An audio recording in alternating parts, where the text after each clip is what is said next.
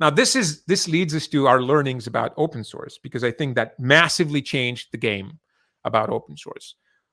With the cloud, came a certain amount of flexibility. Now, right?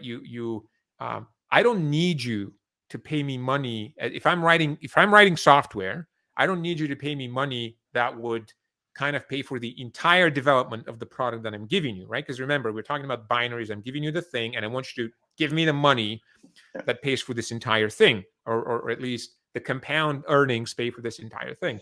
That's no longer necessary, because I don't need to install a bunch of servers. Now I can go and on demand get things from the cloud when I need them, which means that I'm more flexible, which means that I can give you more flexibility, which is why a lot of the move started happening to subscriptions. So, you want to be a customer this month and not the next one? No problem. We can do that.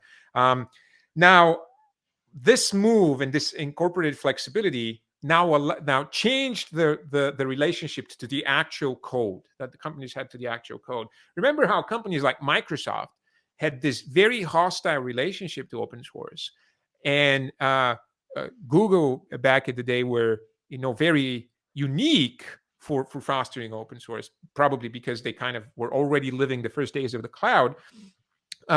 When you are in the cloud, the money is no longer being given for the code. It is now being given for the service, which means that the obsession of who gets their hands on the product and the code became, it disappeared.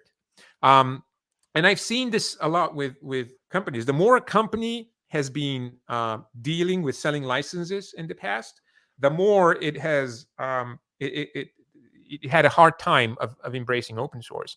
Any company that is cloud native realizes completely that keeping your code private is just an expense that takes effort, and it doesn't really give you anything.